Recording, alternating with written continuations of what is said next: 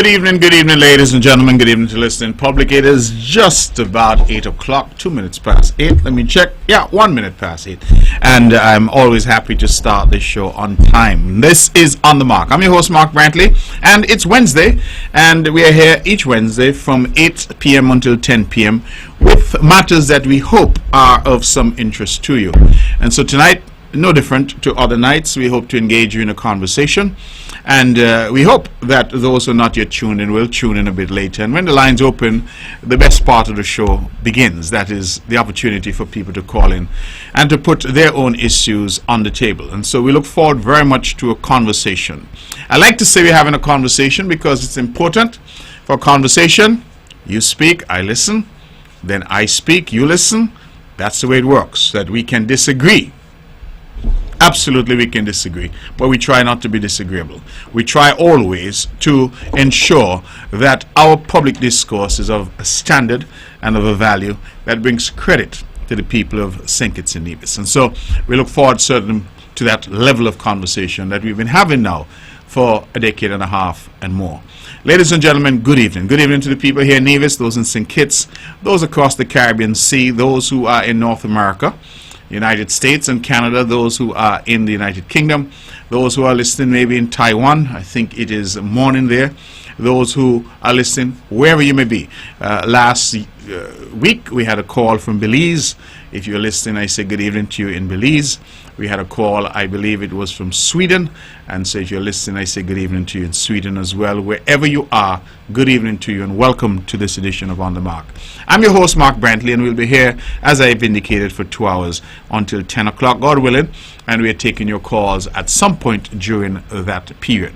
Now, I have a few updates, forgive me, but I go to my phone because people have been sending me messages and indicating that they would want me to say certain things for them on the air. And so the first thing that I will announce is from my dear friend Joyce Moving.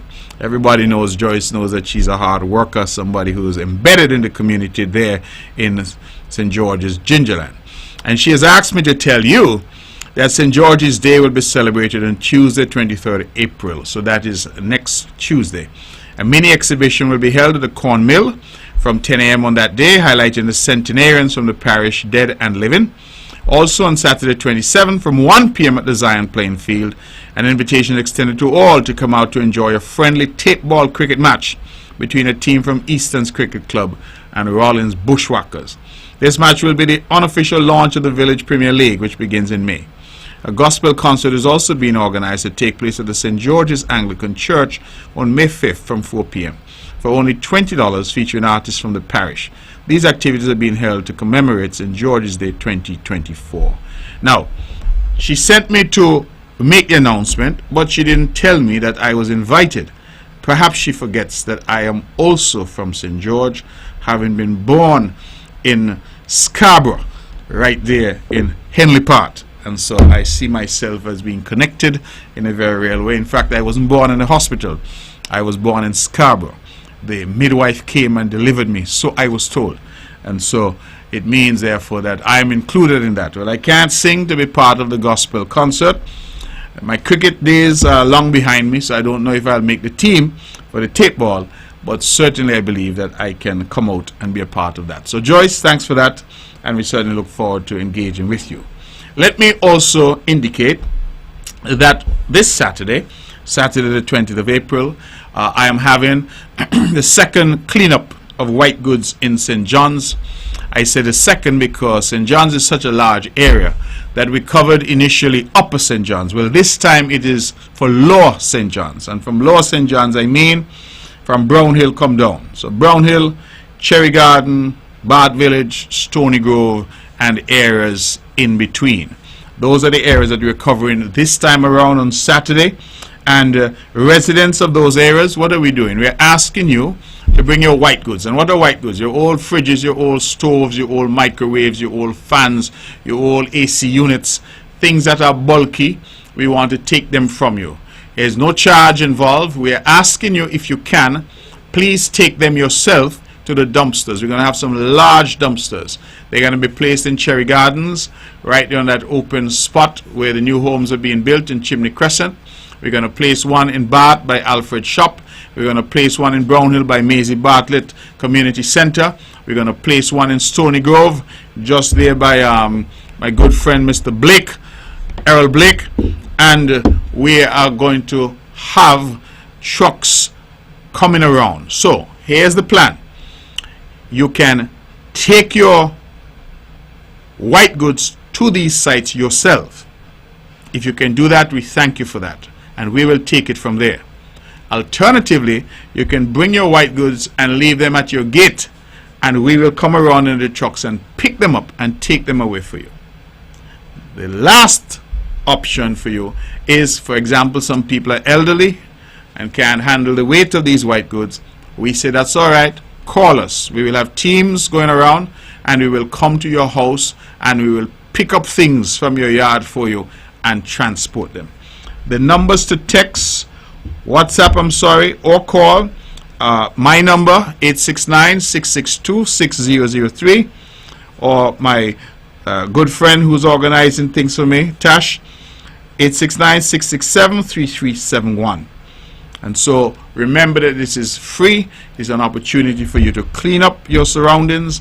And as we move towards Culturama, we move towards our homecoming celebration, we are saying we want to really put our best foot forward here in Nevis. So we're doing these cleanups. Eric Evelyn did one recently in St. George. I have done recently Upper St. John's. In fact, that was over the Easter weekend. We're now doing Lower St. John's this Saturday. Please don't say you didn't know. It's an opportunity for you to rid your yard and your area of white goods at no cost to you. Remember that a lot of these old fridges and stoves, when water settles, they're breeding ground for mosquitoes. They cause a lot of problems, including dengue fever and diseases such as those. So we are asking you, please, to respond and to help us help you. It is free. And you hear what I tell you? If you can take your white goods to the dumpsters, please do so.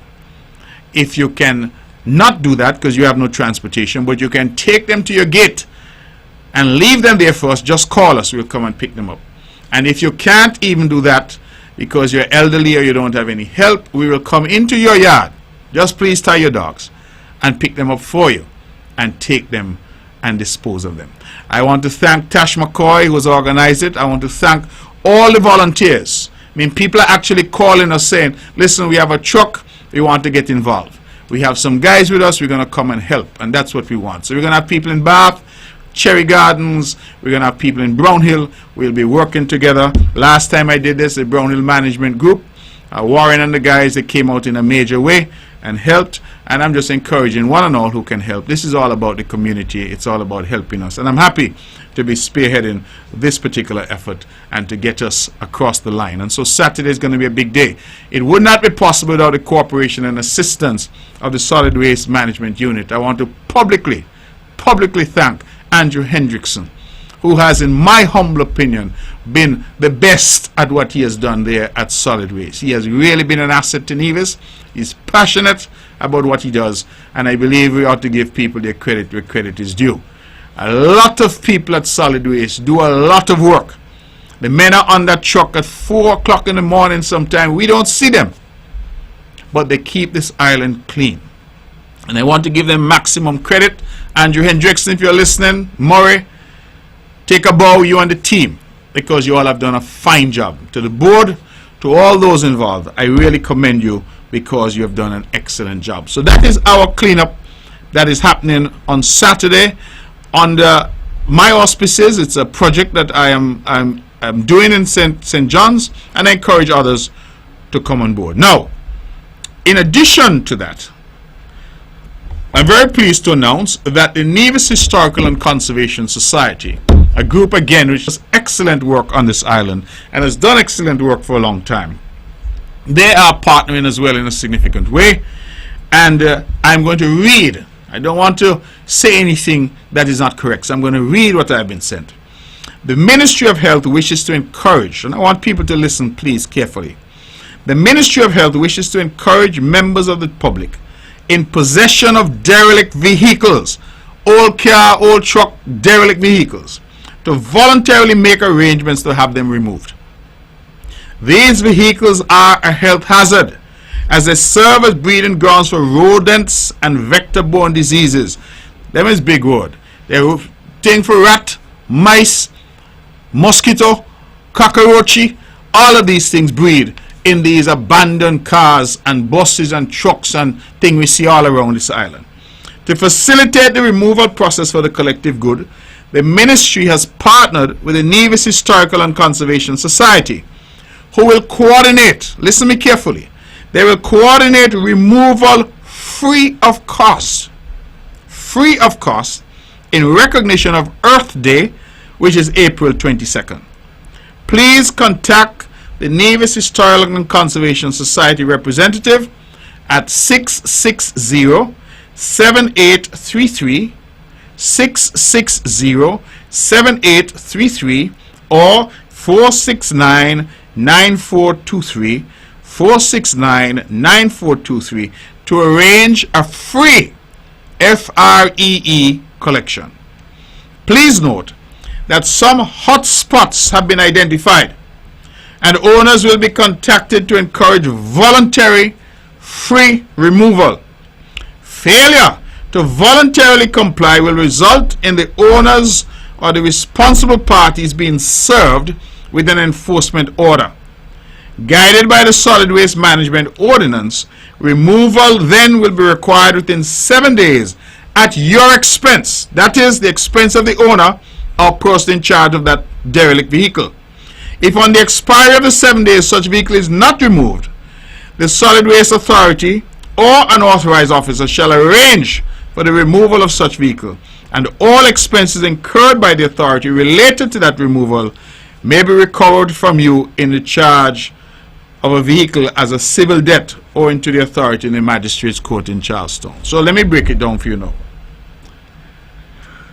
On Saturday, in commemoration of Earth Day, the Nevis Historical and Conservation Society is partnering with the Ministry of Health. And you see, I'm saying in Lower St. John, so my area is limited. They're saying they're going island-wide. Wherever you have an old car, truck, broken down vehicle, derelict vehicle, they're saying, call them. Let me give you the numbers again. 660-7833 or 469-9423. And they will arrange to come and take that derelict vehicle from you free of cost. Free of cost. Now, if you decide that you prefer to have derelict vehicles all up and down your yard and out in the government road, and you refuse to voluntarily deal with them on that day when it is free, then what we are saying to you is that we can then use the law by way of an enforcement notice in order to compel you to remove it, and that time it will be at your expense. And if you do not, we can then come in to remove it at law and take you to the Magistrates Court to recover the cost of such removal. Now listen, we want to work with everyone. We have seen the practice developing. I'm not sure where it comes from. Some people are just piling up cars on their property, not doing anything with them. I'm not talking about mechanics and so, people just piling. Sometimes when the land is full, the cars start to spill over onto lands adjacent, lands across the road, and you go and it creates a hazard. In fact, I think we all can remember the tragedy that we had in recent times when somebody who was suffering from some mental illness actually went into one of those derelict and abandoned vehicles and got locked in and could not get back out. And we ended up with a tragedy where somebody lost their life over that. We are asking our people to be responsible. I like to use that word, you know. I like to use that word. We are asking our people to be responsible. You cannot be having derelict vehicles in your yard, breeding mosquito, breeding rat, breeding mice, breeding cockroachy. Let me use proper language, cockroaches, breeding all kinds of insects and vectors and carriers of disease, and creating a nuisance for your neighbor. It is not fair to your neighbor. If we talk about living as good people, living as good citizens, living as responsible people, we must care not only about ourselves, we must also care about our neighbor. And having all these derelict vehicles, you pass sometimes, they have them all on the road, the government road. Well, the government road don't belong to you. So how you leaving vehicles park up in the government road? Vehicles up on 4 stone in the government road. Some vehicle completely overgrown by bush. How many years are they sitting down? Well, we're doing something about it. And we're asking for your cooperation. Some of you who might have abandoned the vehicle because it won't start, it's not working, and you have not had the means to get it taken away, we're saying, call those numbers that we have given and we will take it away for you for free. But we'll be going around and we'll be collecting those vehicles. Ladies and gentlemen, I hope you're understanding where Nevis is trying to go.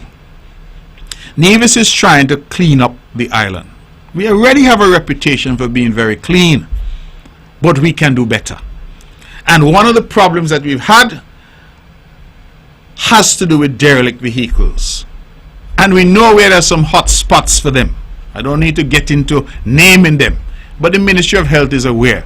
And so we are asking people to get those vehicles away and for us to be able to have the type of environment that we need. And the government is here and willing and ready to partner with you to move those vehicles. The NHCS, the Nevis Historical and Conservation Society, they're doing it for free. And we're partnering with them and urging the public to cooperate with us so that we can clean up Nevis. We say Nevis nice and we want it to remain nice. So help us, work with us, because we don't want to go down the other road, which is more coercive, which is going to come and take it and then charge you. We don't want to do all of that. So we're asking, please, for you to cooperate with us and help us to clean up the island and remove this nuisance and this eyesore, which are derelict vehicles. So kudos to the Honorable Janelle Nisbet, our Minister of Health, and her team. They're working hard, partnering with the Nevis Historical and Conservation Society. Kudos to them to provide this free service. And then we're saying that we're not stopping there, but we are going to go forward, and we're asking people to volunteer, partner with us to remove these vehicles. And then if people don't want to do so, then we'll have to take the other more coercive measures, which we really hope we won't have to take. We have a plan to remove all of these derelict vehicles, to get them out of the public sight, to free up our roadways, and to say to our people that we want a cleaner Nevis for all. While I'm on the issue of a cleaner Nevis, I try to get a bit of exercise each day. And I continue to be appalled at the number of plastic bottles, mostly water bottles, and garbage that people appear to just dump indiscriminately. In fact, I will share this with you. I was walking the other morning and I found a water bottle. And in that empty water bottle, somebody had stuffed the plastic container for some chips or something. So what it appears is that the person ate their chips, drank their water, put the package of the chips into the water bottle, put on the cap, and threw it on the side of the road. I am sometimes curious as to how such people's homes look. And I'm not trying to be facetious, nor am I trying to be malicious. But I ask the question, would you just drink water out of a plastic bottle and throw it down in your living room? Fling it in your kitchen, in your bedroom? Do you eat out of a styrofoam container you take away to your home and you just throw the container down on the floor? Well, if you wouldn't do it at your home, why would you step outside your home and do it on the public road? I am sure all of us have had the experience of driving behind a vehicle and you see things being flung out the window. Trash, a cup, a bottle. And I'm saying to our people, we could do better. We could do better. So let us really take more pride in ourselves and in our island. Let us display a bit more patriotism. And these are simple things. They don't cost you anything. We have a very robust solid waste management. I mentioned Andrew Hendricks and his team earlier. Every community on this island is serviced 2 and sometimes 3 times per week to collect your trash. There's really no excuse, ladies and gentlemen, for people littering the roads and the byways and the highways and the communities on this island. There's no excuse. It is just downright nasty. I'm not moved to use such words, but it is downright nasty. And I think our people just need to correct that behavior. Each morning as I walk, I pick up these bottles as I walk. 4 sometimes, 5 sometimes, 6 or 8 sometimes. And you know what? I don't have to walk more than 20, 30 feet before I meet a garbage container. Because all up and down the roads, there are garbage containers. What it tells me is that if people merely took the time, they could find a receptacle for that empty bottle, for that piece of garbage that they just thrown onto the road, thrown into the side of the road, thrown into the bushes. And so I'm asking, I'm pleading, I'm begging, please, Navisions, residents, people here, this island is so precious. There is so much that this island offers us, is so much that this island has given us, that I'm encouraging all of us, please, do the right thing. A lot of these plastic bottles, you dump them indiscriminately, they find their way into the guts, and from the guts, when the rains come, into the ocean. They get into the ocean, you know what happens? They start to strangle off our sea life, because fish ingest. They even have something that they call microplastic. They're saying that a lot of seafood now that we eat has microplastics. We can't see it, but it's plastics that enter into our system when we eat certain foods. No wonder that we're having all these cancers and all these diseases that are afflicting us. It is our behavior that is contributing to a lot of that. And a lot of people don't see it because their thing is, well, I have this garbage, I'm going to just throw it. And I'm urging our people, please, let us do better. They say cleanliness is next to godliness. Well, let us be more godly. Let us clean Nevis and keep Nevis clean. Nevis, nice, nice, nice. Let us keep it that way. I walk sometimes as well, and I see whole refrigerator, whole stove, microwave down in the guts. It look like people just put them in a vehicle, pull up by a gut, fling it into the gut, and with that they drive off. And I really feel that that is terribly unfortunate. Our people need to do better, and our people can do better. The costs at the dump aren't high. They are incredibly cheap to dump material at the dump. But not only that, we have these cleanups that we do time and time again. You hear what I said? Eric Evelyn just did one in Gingerland. I did one over Easter in Upper St. John's. I'm doing another one on Saturday in Lower St. John's. Alexis Jeffers has done it in St. James. Spencer Brand has done it repeatedly in St. Paul's. These are cleanup efforts for free. Someone even mentioned to me that sometimes they call the truckers to take garbage away. They're doing construction, they have construction material. The truck man charge you to take it. They charge you what the dump would charge you. And then they go and dump it in a gut somewhere. All around, badness, irresponsible behavior. And so I'm urging, begging, beseeching, pleading with our people. Let us collectively do better. Train up our children, let them know they should not litter. And set the example. You can't be driving down the road with your children in the car and you're flinging bottle and garbage out of the window. What do you think they will do? So let us set the example and let us work together to ensure that we do better. So I'm very proud that this Saturday we have the white goods cleanup in Lower St. John's. As I said, take your stuff to the dumpsters. The dumpsters will be in Cherry Garden, right there by Chimney Crescent. They will be in Bath by Alfred Shop. They'll be in Brownhill by the Maisie Bartlett Community Center. They'll be in Stony Grove, just by Errol Blake's home there. And we have several trucks and several crews that will be coming around. So, 3 options. 1, take it to the dumpster yourself. 2, if you can't do that, take it to your gate and leave it there and call us. We'll come and collect it. 3, if you can't do that and you need help to take it out of your yard, just call us. We come in your kitchen and all and unhook it for you if it's not working and take it away. We're here to help. And it's being done for free, and the idea is to clean up our community. At the same time, if you have a derelict vehicle, an old truck, an old car, an old bus, and you want it removed, the Nevis Historical and Conservation Society is partnering with the Ministry of Health to remove those for you for free. Call them and they will arrange to come and take it for free.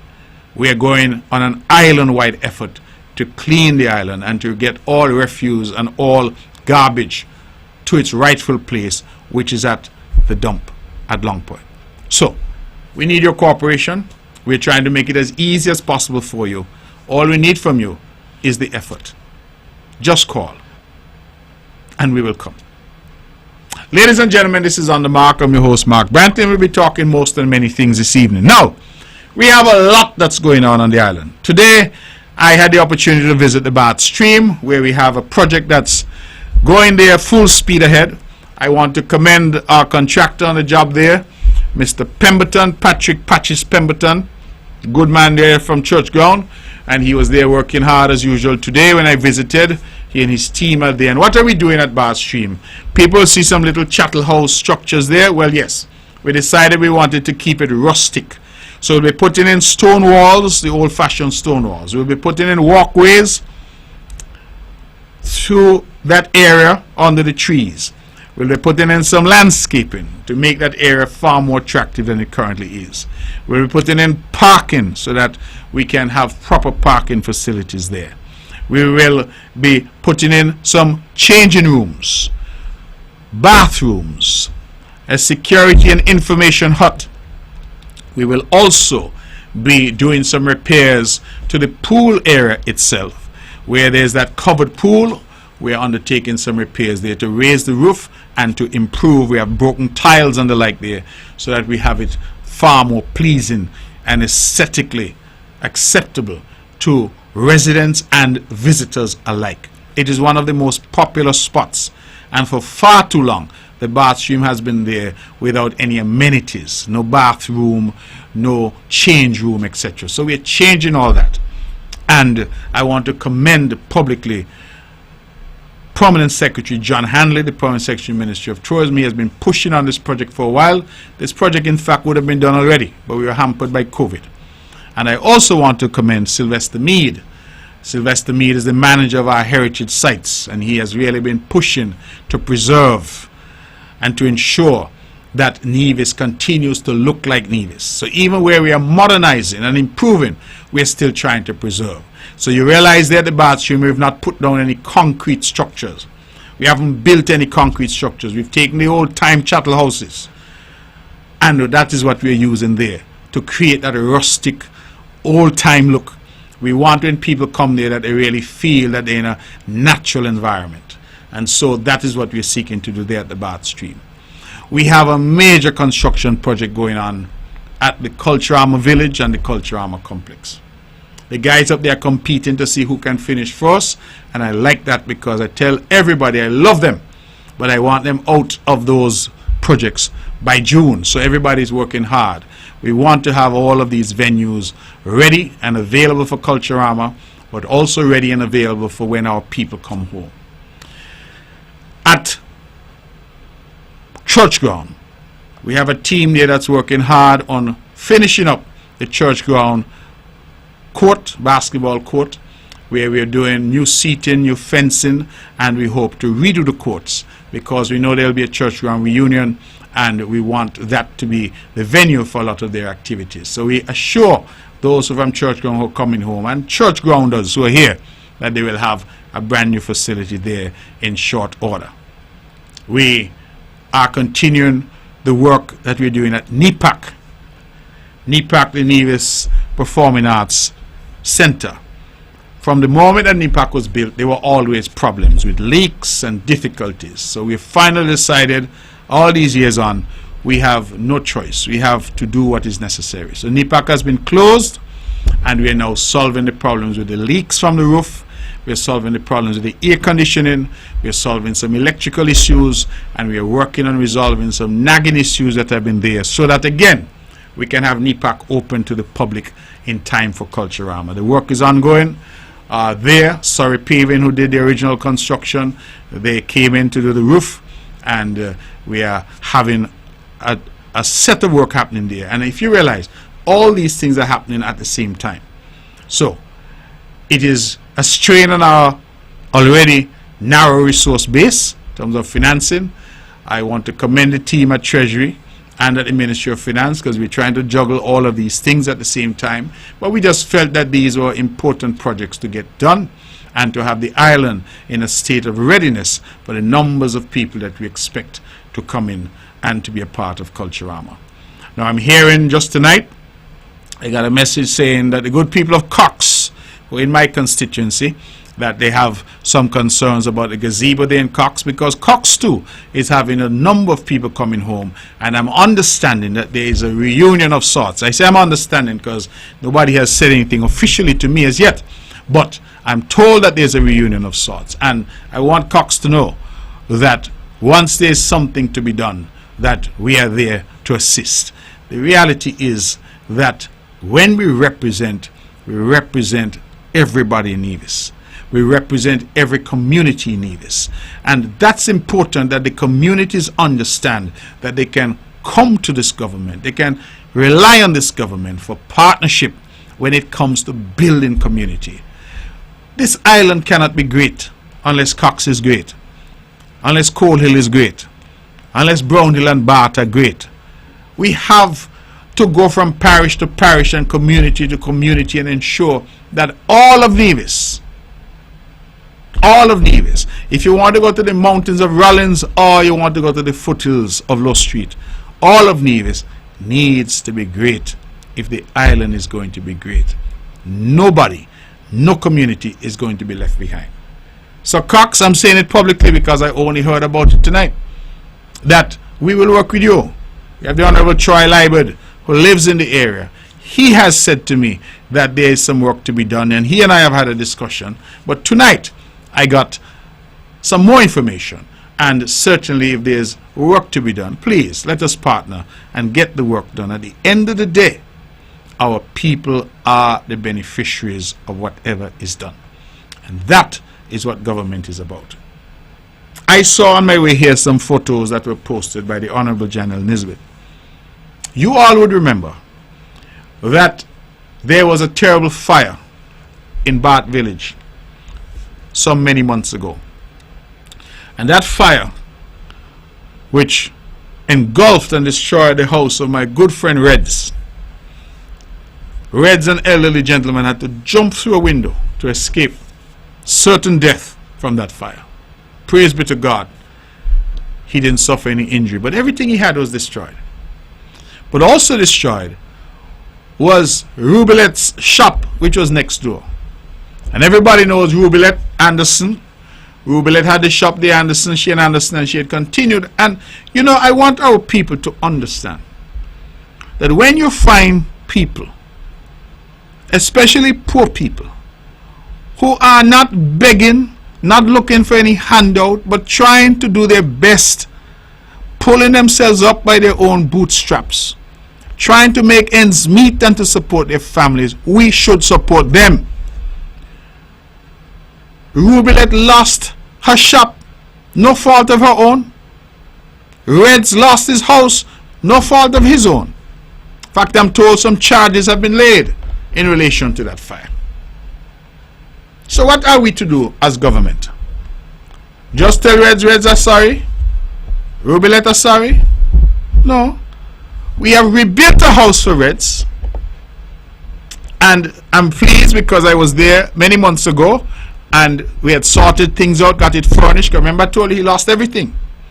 And I'm pleased to say that based on what I'm seeing from the minister, we're now in the process of rebuilding the shop.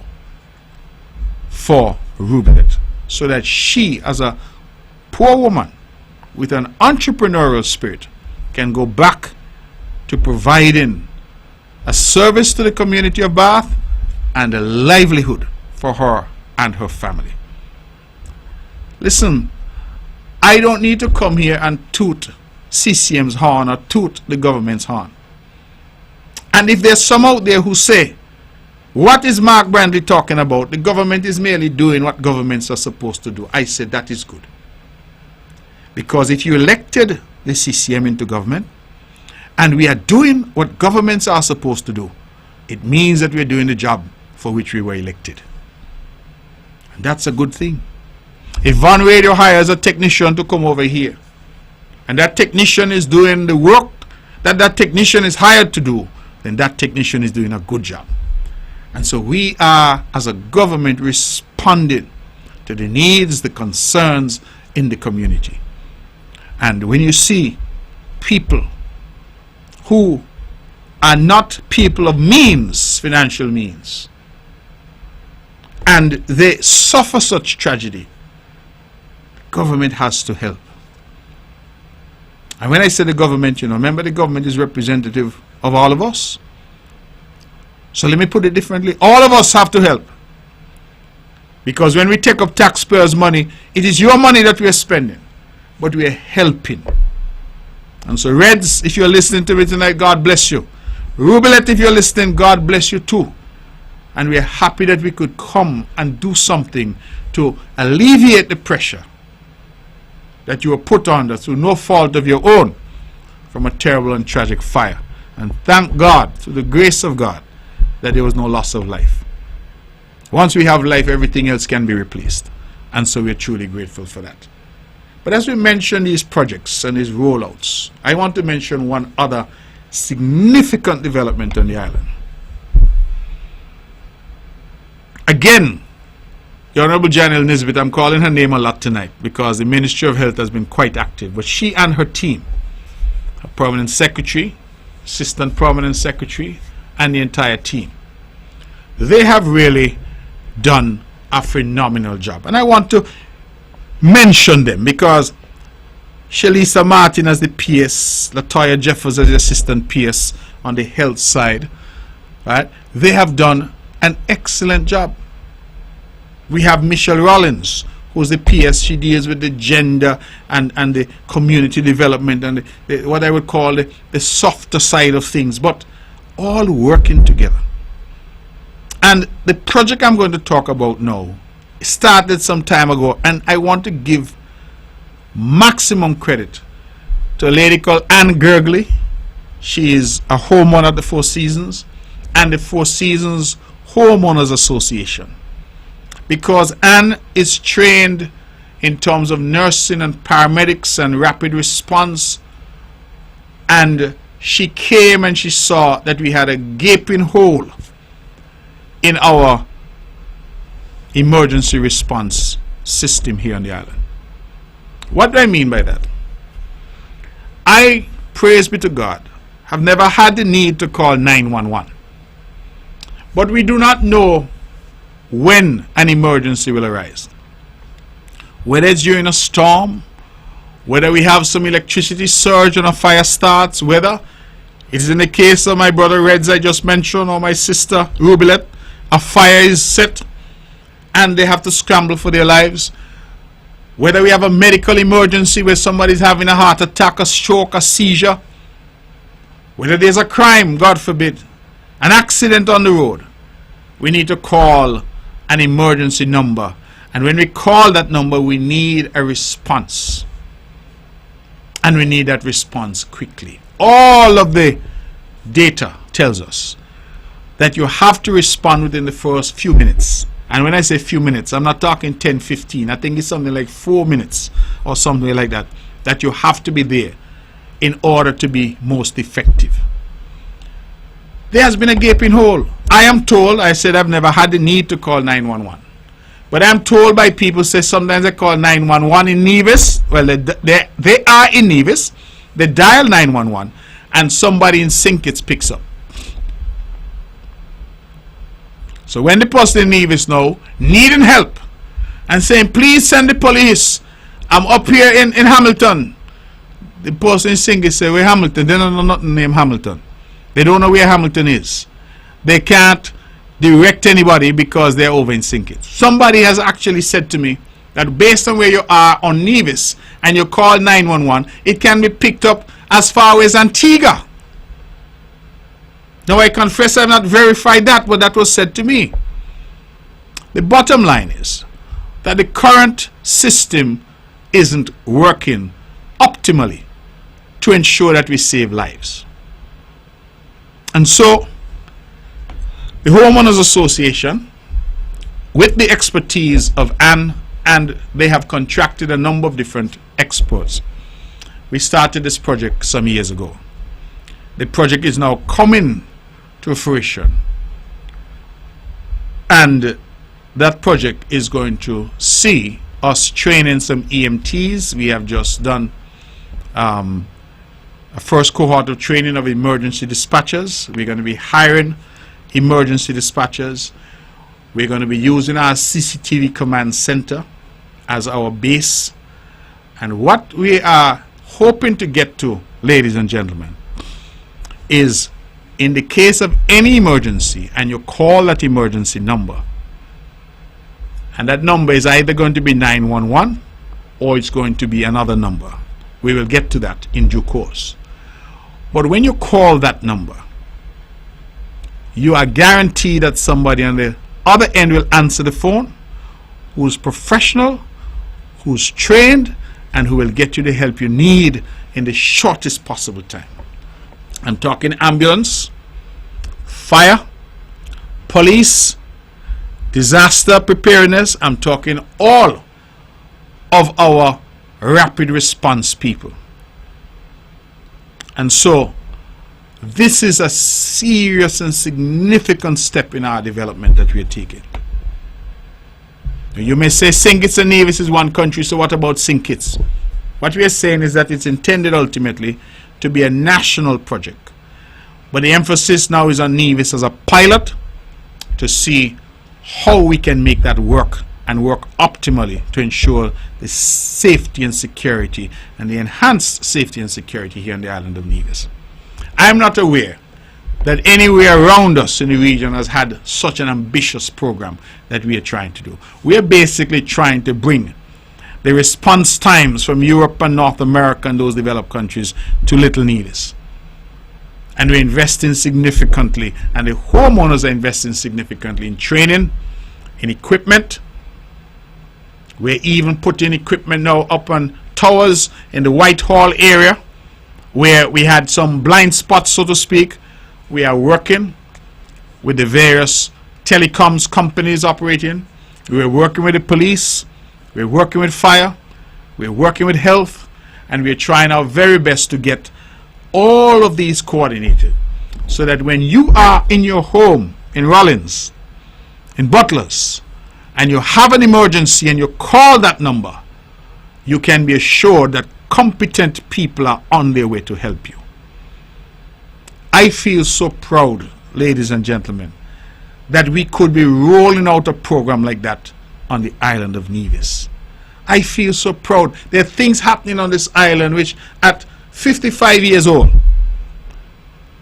I could not have imagined I would see in my lifetime. Not where Nevis is coming from. Some may pretend, but I'm not good at pretending. Some may pretend that the Nevis that we have today was always the Nevis, but that was not so. And so when I reflect on where we were, when I was a boy in Hanley's Road in Scarborough, and then a boy in Brown Hill, and I reflect on where we are now and the things that we are doing now, God has been good to us. And this island has had the benefit of fantastic and dramatic and sustained growth and development. And I am proud to be Nevisian. I was proud to be Nevisian when I was walking barefoot, and I'm proud to be Nevisian now that I'm walking in shoes. I was proud to be Nevisian when we had the outside latrine, and I'm proud to be Nevisian now that we got indoor toilet. I was proud to be in a vision and used to have to go to the standpipe to get water, and I'm proud now that everybody has water in their house and in their business. I was proud to be in a vision when in the whole of Henley Park we only had 2 TV, black and white. 2 TV and 4 hours of programming, ABS and ZIZ. When them sign off, everybody sign off. And I'm proud now where everybody has cable and Wi-Fi and everything else. People not even watching TV now, they're watching their phone. I am saying that sometimes we need to reflect, and the younger ones, we need to constantly remind them of what Nevis was. You know, the other day I'm driving with my family, and we're driving through Brownhill, and I turned to my wife and I said to her, I said, you know, I walked the streets of Brownhill for over 40 years. And since we fixed the Brownhill Road, I have grown so accustomed to this beautiful road now that exists in Brownhill that I am having difficulty remembering how the old Brownhill Road used to look. And I challenge all of us who are listening. Can you remember how Hanley's Road used to look? Can you remember how Brazier's used to look? Brownhill? Bath Village? Well, Bath is fairly new. Maybe you can remember Bath. Butler's? Shaw's Road? The Island Main Road? We have done so many large-scale projects, infrastructural projects, that oftentimes, especially for the younger generation, they take it for granted. And we forget from whence we are coming, because only if we know from whence we are coming can we determine if we are going forward, you know. And I am saying tonight with no fear of contradiction, this little island called Nevis has grown and developed in leaps and bounds. And we continue. And we're not just concrete and steel and buildings, not just roads and water taxi facility and CCTV and Treasury building and Mondo track. We are also invested significantly in our people. We have one of the best seniors program in the entire Caribbean. Don't fear contradiction when I say so. One of the best in the entire Caribbean, the way we take care of our seniors. And that gives me a beautiful opportunity to say publicly tonight, happy 100th birthday to Miss Leonora Wenham Herbert, right here from Bath Village. 100 years old. All of her wits about her. In fact, when she spoke so eloquently, she said the only little problem she has is with one of her knees. And I thought to myself that if at 100 years old, the only problem you have is your knee, then it's truly remarkable. If you are listening, Miss Wenham, I think most people said they prefer to call you that, I want to extend happy birthday again to you. I was very touched, very humbled to be in your company, and also in the company of Dame Marcella Liebert, our Governor General, our Deputy Governor General, Her Honor Hailita Liebert, the Federal Minister with responsibility for aging, the Honorable Iselin Phillip, and our Nevis Island Administration Minister with responsibility for seniors, the Honorable General Nisbet, and family and friends from Anguilla, from Antigua, from the UK, from the United States, from the Virgin Islands. They were all here. And when I looked at that lady, 100 years old, and she's pointing out her family members in the audience and saying she's so happy to see her niece from Antigua, her great niece from Anguilla. She said her her nephew should have been there from Antigua. He couldn't make it.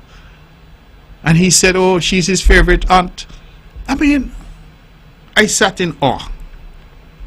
I was even in more awe when I heard that St. Kitts and Nevis now has 8 centenarians. 8 people who are 100 years old and over.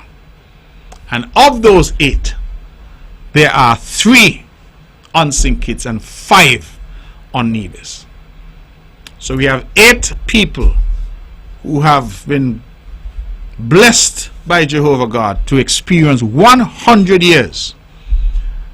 5 in Nevis and 3 on St. Kitts.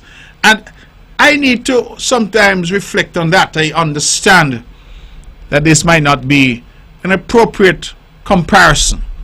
But when you look at the size of population of St. Kitts, last I heard is almost 50,000 people now, 45 or so thousand people. And you compare that to the size of population in Nevis, which is only about 13,500 people. But Nevis has 5 centenarians. St. Kitts has 3 for a total of 8. And in a small population of St. Kitts and Nevis, just about 60,000 people, we have 8 of our people are living with us who are 100 years or older. I say, praise be to God. Praise be to God. I believe it is the book of Psalms. I hope I'm correct in that, which says that our years, the number of our years are 70. If by virtue of strength we get to 80, that's 80. So the number of our years are 70. If by virtue of strength we get to 80, then it speaks about your days, of course, because you're older now, being full of sorrow and short order. Your time here is up. So you realize that every day is a blessing. Every day is a gift. But if you get to 70, with the grace of God, you have got what God promised you. 70. Lord, when you creep up to 75, it's occasion for celebration. 80, 85, 90, 95, and if you can get to 100, but not just get to 100, because there's some people who at that age, they have lost their memory, they're in acute physical discomfort. And I was so surprised to hear that Miss Wenham is making her own cakes. She's completely independent and compos mentis. All of her faculties are out. And I said, thanks be to God for her life. I challenged her, said to her, whatever you're doing, continue. She said she has long life because she trusts in God. I said, continue, because I believe that if God is kind enough to me, that I can see another 10 years, I will come back for your 110th birthday celebration. It was a beautiful little ceremony. And again I say, happy birthday to you, Miss Wenham. But when we look at the investments that we would have made here on the island, and I say to you, it is not just in buildings and roads. Look at our investment in agriculture. You don't need to take my word for it. Go down to the Indian Castle fruit orchard. Go around to the farmers that during COVID got free fencing wire, got free seed and seedlings, got free land preparation as we gave them a start, a jump start, free water. Go around, talk to the farmers who are using technology and got free shade houses from the government. Have a conversation with them, investing in food security. Talk to the fishermen who got free fish pot wire and discounted prices on subsequent rolls. Have that conversation. Talk in terms of healthcare and the number of people that we are now supporting in terms of nursing. Some in CFVC, some abroad doing advanced degrees. The students that we're partnering with to secure scholarships so they can go off to specialize. We now have a few doctors in Cuba specializing. One I think is radiology, one ophthalmology, and I think the other one is obstetrics and gynecology. We are building out our human infrastructure in a very significant way. Just today, before the cabinet, we consider dozens of recommendations.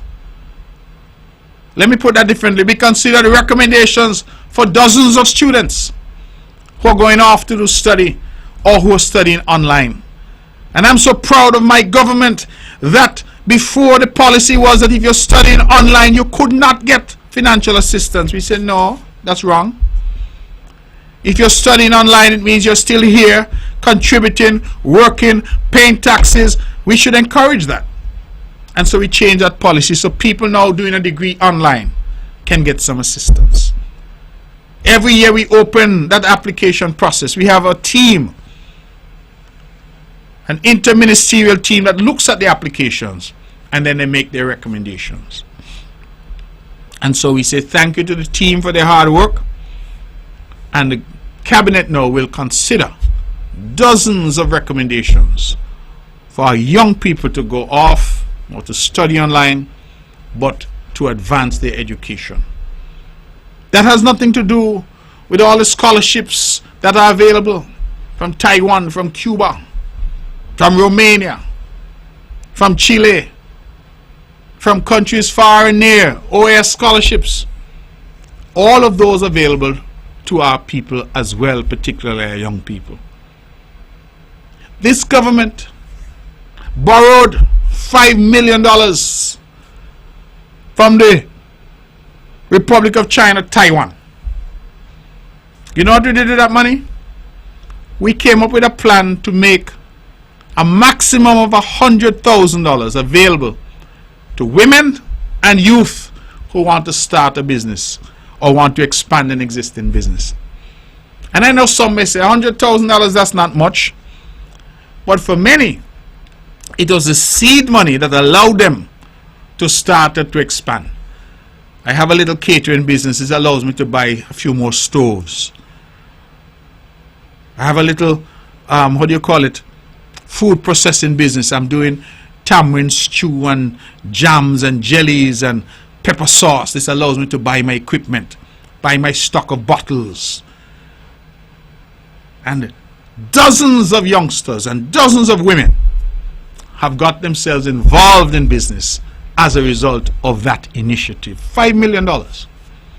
We're even now working with the Taiwanese to try and reduce the interest rate. But let me say publicly that we encourage those who have got those funds on steeply discounted interest rates, please to pay so that we could have that fund revolving to help other people. So the money was not given to you. It wasn't free. We had a small interest rate attached to it and a requirement that you pay back so that we could continue the fund and help other youth and other women get into business. Investing in people. I could go on and on this evening, ladies and gentlemen. Look at our program. And every time I talk about that program, I thank my friend Africa Wilkes, because Africa is who came. At a session I had up in Hamilton, she sat and she said, Mr. Brantley, the single mothers are struggling. Those who have that single income and are not making high incomes. And I said, what are they struggling with? And she said, daycare. Now, I have two children. One is 23 and one is 26. So I say that to say, I haven't had to deal with daycare in a very long time. But when you listen to people, and that is the hallmark of leadership, is to be able to listen. So when you listen to people, and they come to you and they articulate the concerns and the challenges that they're having, what is my job as the Premier of Nevis? My job as the Premier of Nevis is to make life better for Nevisians. That's my job. It's simple. It is difficult to do at times, but it is a simple mandate. Make life better. So when a single mother comes to me and said, I am having a problem because the cost of daycare is beyond my capacity. And we all know that children need that nurturing at that age. And so through her efforts, we went back and we discussed And we came up with a program where we are now paying, the government is paying for daycare for those who qualify, so that we can have more of our single mothers knowing and being comfortable knowing that their children are getting adequate care while they are at work. I am mentioning these things because I want the public to understand that when I talk about development on Nevis, I'm not just talking about road and concrete. I am also talking about developing our people. Education. In every school, we have sought to implement changes and improvements. And we will certainly, shortly, be engaging in some more technological advances for our students. In water, we have invested tens of millions of dollars, replaced all those old iron pipes that we used to have with modern polyurethane pipes, built new storage and larger storage tanks, invested in a plant in Hamilton to extract from the water the chemicals that are harmful to us, and to ensure that that water produced by that well in Hamilton meets WHO standards. Investment. And I said so last week, but it is worth repeating, because there are some who try to denigrate what we in Nevis are doing by alleging that we are wasteful and that we don't know how to spend money and that we're engaging in some nefarious activity here. And I said to you, the proof of the pudding is always in the eating. Look around Nevis. The roads are there if you want to see them. The housing development in Maddens is there if you want to see it. The one up here in Hamilton is there if you want to see it. The one here at the top of Craddock Road is there. The one in Brownhill, in Cherry Gardens, I'm sorry, Chimney Crescent is there. Rice's is there to see. You want to see them, come and see them. The Treasury building in town can't hide. The Mondo track can't hide. The police station in Newcastle can't hide. The water taxi facility can't hide. They're there if you want to see them. If you want to drive around Island, go up in the mountains, see the tanks for water. Go up in Spring Hill. Go up in Stony Hill. Go up here in Burden Pasture. Pond Hill. Replace all of those tanks, modern tanks. And everywhere we have done roads, the Island Main Road, village roads, they have new pipe and distribution system. We're in the process now of getting additional water. A desalination plant is being constructed. One that I am proud to say I negotiated for the people of Nevis, and I also negotiated one for the people of St. Kitts. They're now under construction. Praise be to God. We are about to start some drilling of additional wells in Nevis. That is what we have done. The evidence is there. We have paid our workers on time and in full. We've given our civil servants salary increases. The evidence is there. Invested in our farmers and food security, invested in our healthcare sector, invested in our schools and education sector. The evidence is there. We have been systematically building a more sustainable island on the island of Nevis. We've gone about it quietly, not making too much noise. But when there are people who keep coming at us and attacking us, and somebody said to me the other day, said, somebody said, Mr. Brantley, that you didn't know how to spend money, you were a bad spender. But I wish they were a bad spender too. Because if they were, so many problems. I just saw a press release today where the Honorable Congress Maynard is saying thanks to the Saudi Development Fund for a loan of $40 million US to buy generators and build out the infrastructure at the Needmos power plant in St. Kitts. Well, you know what I was doing in spending bad? I bought Wärtsilä generators brand new. Not one, not two, it's 3 Wärtsilä generators we have over there now at Prospect. We were investing, and those generators cost close to $20 million each. But we were investing, you hear what I say? In water, in electricity, in healthcare, in agriculture and food security, in infrastructure on our roads, in our police, in a water taxi facility that has revolutionized travel between St. Kitts and Nevis. And we do that.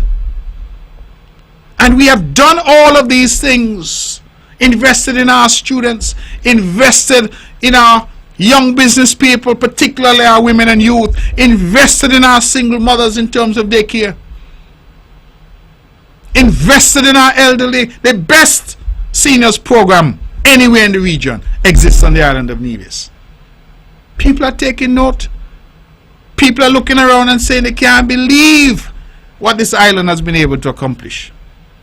And you have these nattering neighbors of negativity who continue to natter and say all kinds and all manner of evil. And sometimes when the puppet master in Bastia says, this is what I must say over there, they say so too. You must talk more about the man. You must say bad things about the man. The man nah spend the money good. Imagine you drive pan road. You take water taxi every day. You go in the treasury, it was burnt to the ground by arsonists. And that we fix back. You over here at the Mondo track enjoying. In fact, let me tell you, a couple days ago, I saw an announcement from the St. Kitts Nevis Amateur Athletics Association. And I believe on that poster was 5 or 6 athletic events, including Olympic qualifiers. All of those are being held at the Mondo track in Nevis, because the Kim Collins Stadium in St. Kitts is still under repair. That is how we spend the money bad, you know. We build Mondo track to the point now where St. Kitts, with their own track under repair, can come and have all of their meets on Nevis. I want our people sometimes to take a step back, take a deep breath, and reflect.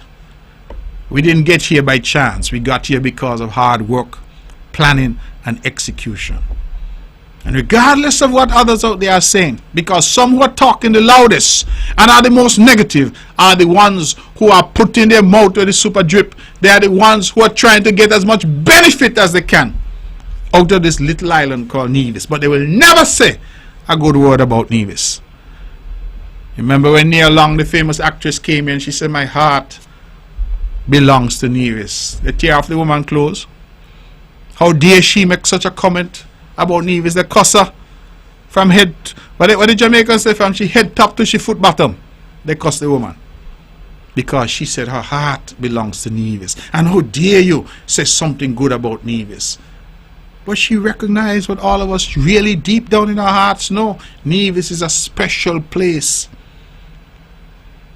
And Nevis, my friends, has excellent leadership.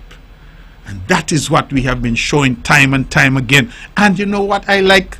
When you live in a democracy, you don't get to mark your own exam paper.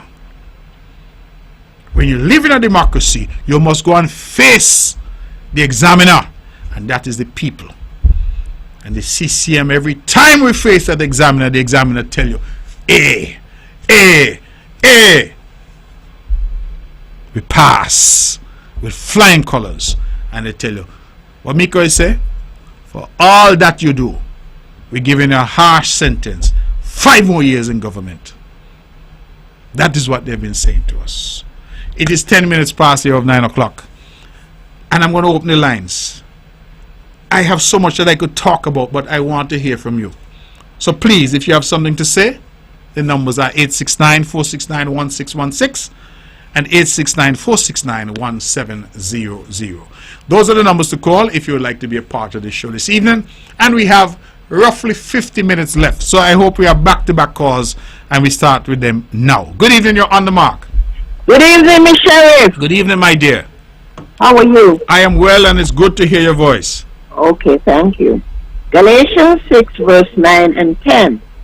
Let us not become weary of good, for at the proper time we will reap a harvest if we do not give up. Therefore, as we have opportunity, let us do good to all people, especially to those who belong to the family of believers. May God continue to bless you. Good night to the lady over about 100 years old, strong and still going on. Good night. Thank you so much, my dear, and a beautiful scripture. And as you say, the 100-year-old centenarian, strong and getting stronger, it seems, and God bless her. And I'm hoping that others make it to that mark as well. Let's go back to the phones. Good evening, you're on the mark. Good evening, Mr. Brantley. Good evening to you. I heard you speaking earlier about cars and vehicles polluting the island and what's being done about it. I would like to talk about another form of pollution, noise pollution. Yes.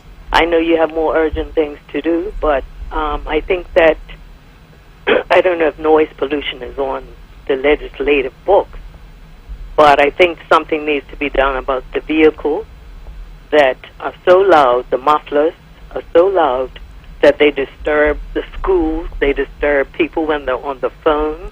And I think a lot of the noise, too, may come from speed. And I know that they're speeding right across the police stations, and I don't know what I expect the police to do, but something needs to be done. I actually called the police the other day and asked them what can they do about noise pollution, and they suggested I call the premier. So I'm calling tonight, and I think that something needs to be done before it's too late for the government to do something about noise pollution, especially with the vehicles, the loud mufflers speeding up and down the road, and school zones and so forth. So that's my contribution tonight. Okay, well, caller, thank you very much. I'm not sure why the police will tell you to call the premier, because I'm not sure what the premier can do. What I mean by that is that we have laws on the books that deal with nuisance. We have laws on the books that deal with speeding. We have laws on the books that deal with vehicles that are being operated in a manner that creates a problem for other road users. I believe, caller, because I see it myself. You see trucks driving at reckless speed, sometimes carrying heavy loads. And you understand that if they are forced to stop because they're coming around a corner or something, that they will not be able to, and a tragedy will unfold. Trucks are supposed to have their loads covered. All of these are covered in the Road Traffic Act. So I'm not sure why a police would say call the premier. You should have answered the police and said, no, you must ask yourself to go and do your job.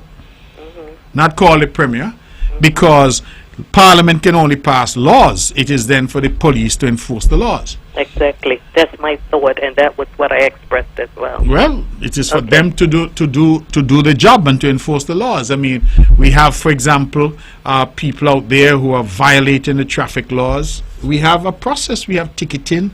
We have all of these. You know, I have said to the police here time and time again that in a lot of major countries, traffic departments raise so much money that they help to fund the activities of the police. That was my next point. That's exactly right, because they can find them and use those funds for doing that. Absolutely. For road projects and whatever else needs to be done. Absolutely. So I hear you. I understand. I mean, it is a matter that I think as we get more development, we get conflict that arises. I have, for example, had the situation where some residents in some areas have complained that some businesses that are offering nightclub type businesses, but the enclosure is not soundproof, and so neighbors hear the music until all hours of the morning. Exactly. Sometimes culture early mornings, and also I hear buses with loud speakers. That happens as well. So some work has to be done, and we have to try and get our police to do their job, but also, of course, try to have our people behave responsibly. Normally, for example, for noise permits, you'd have to apply, and the police will give you a permit until a particular hour. You should cut off at that hour, but a lot of people just continue until the wee hours of the morning. So there is work to be done, caller, and thank you for raising it publicly. I myself will reach out to the traffic department and to determine, what they're doing about some of these things, because I think that they just need to get out on the road and stop these vehicles, deal with infractions of the law, especially speeding, and be able to raise some much needed revenue as well. So one of the other suggestions, I'm sorry, I just remembered, was that when we have vehicle testing, they should be tested for muffler sounds and so forth and so on. And the policeman says we don't know if, or he doesn't think that there are certified testers out there. But if the vehicles are tested for sound and loudness, and they should fail them, or if they come on the road after they've been tested positive, then they should be able to stop them while they're driving and give them a ticket. Well, that's the thing, because under the current system, you only test once a year when you're going to license your vehicle. So what the police need to do is, that is why you need the enforcement on the roads. Exactly. Because I could test my vehicle today and everything is working properly, my indicator lights and everything, and then a week or two later they're not working. I see sometimes at nights vehicles on the road, you think it's a motorcycle that's coming because you're only seeing one headlight, but in fact it's a vehicle where only one headlight is working. Those are things which the police need to be vigilant and on the roads and patrolling, and when they see these things they pull people over. I think I recognize the voice, so you would have had an opportunity to live in other countries, and I know for sure that I've lived in other countries, and something as simple as a broken tail light, the police will pull you over. Exactly. You're driving in Manhattan, you're driving in the Bronx, and you hear whoo, whoo, behind you, police, pull over. Then they come, they ask you for your driver's license, and they check, because you have to engage in continuous checking, and you can't do that from the police station. Okay, so I'll let someone else call in. Thank yes. But it's a good topic and a good matter that you raised, and thank you for raising it. We need to do some more work, and certainly I believe the police do a good job. I'm not bashing them at all, but I'm encouraging them to get out and do more, especially in the area of traffic. Let's go back to the phones and take some more calls. Good evening, you're on the bar. Hello, you're on the air. Hello? Hello? Caller, please listen to your phone. You're on the air. Yes, Mr. Good evening. Yes. I want to make my input. I'm a person living with disability. I want to take this opportunity before I say what I have to say, is that I want to commend driving public, because most of the days I traverse, I'm in a wheelchair, and I traverse with a motorized wheelchair to the streets of Charlestown. And I must say that driving public has been kind to me. So, with that, I want to make a plea here now, in that my question to you, sir, I know that for the private properties and the private entities, Caller, could you raise your voice a bit? Your voice keeps dropping.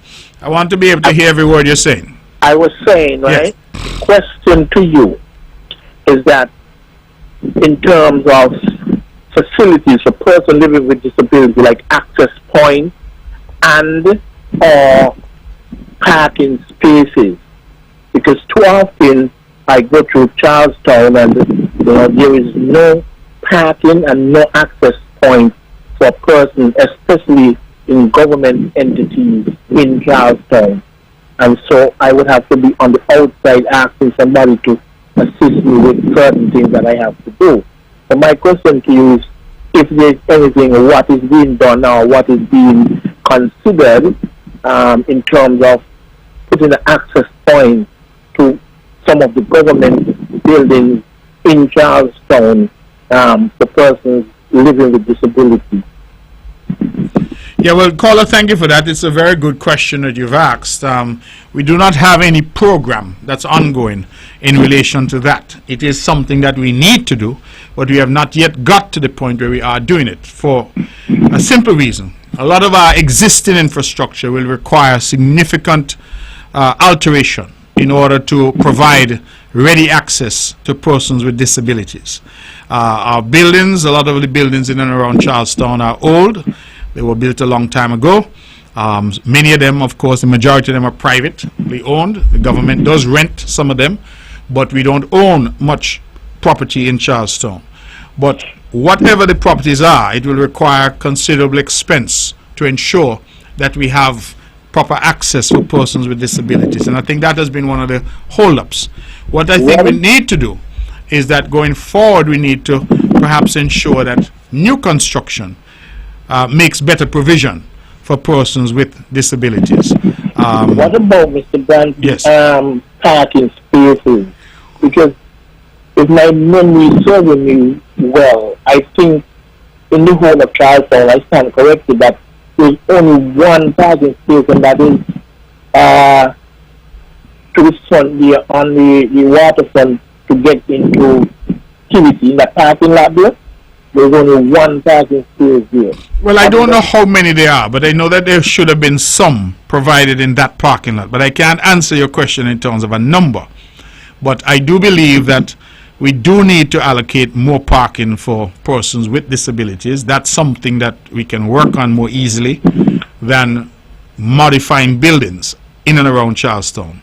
And the other thing too, even though you have the parking spaces, right? Sometimes you find I might drive into town and the parking space is taken by somebody who is physically able to park in that lot. I mean, can we get something enforced in law that once the space is there for persons living with disability, that the space should be manned or respected, for the want of a better word, that only the person living with disability would be able to park in that spot? Well, caller, I think that comes down to a bit of education.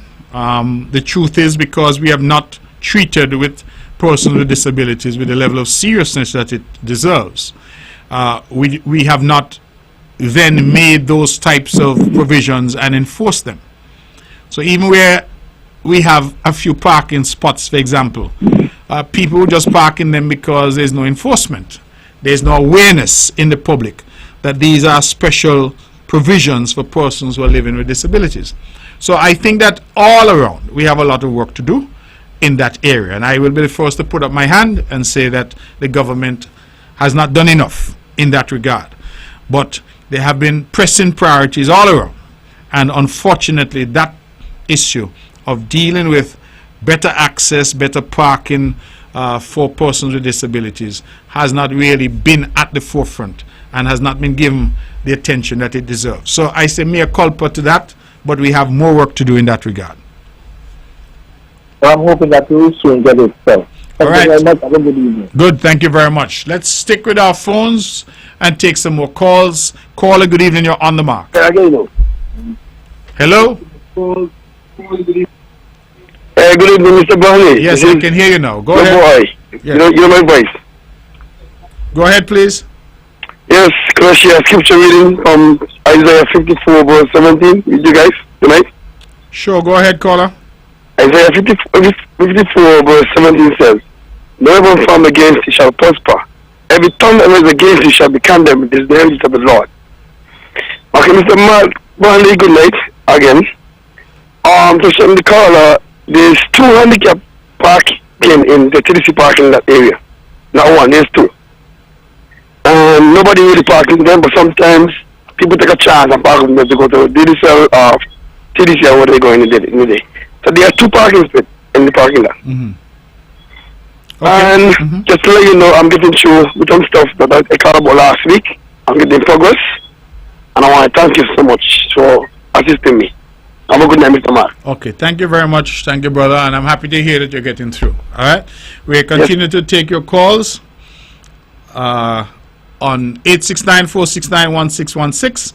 and 869-469-1700. Those are the numbers to call if you would like to be a part of the show this evening. Thank you, caller. I appreciate that very much. Yeah, good night, Mark. Good night. All right. Yes, night. brother. Welcome. You're on the air. Yeah. First, I always want to thank God for life and thank God for the Federation of St. Mary's. If we could be only as one and do what is right, we could be a force to reckon with any other country. Because we are God-blessed, you know. Brother Mark, I tell you, he's a God-blessed country, and I can always say so. We are better than no other country. But I believe that we're living in a good, loving, blessed country. We got some people who always try to want to bleed wrong and always want to think in negative way. Encourage the young man them, try to the young people them doing negative road. But we in a good country, Brother Mark. But my little question tonight, we were talking about these abandoned vehicles. And we got the same problem down here in St. For years now, sometimes police come, they say they're going to take them up and charge them for this vehicle. And now, if you have a vehicle, and you know the vehicle ain't good, especially when they're on the road, you put your vehicle somewhere and get somewhere and put it on, because some people got them for parts and all these things, right? Put the vehicle in order, don't if it on the road, sometimes they stand in the road, the rotten engine is drop out, oil is drop out in the road, dirty. And I believe that, you know, Mark, the government go in the parliament and enforce the law with these abandoned vehicle, people left in the road and left in sight that can't do a car in the rat, cockroach, sandy, moist, and all those things. All kind of termites the cars.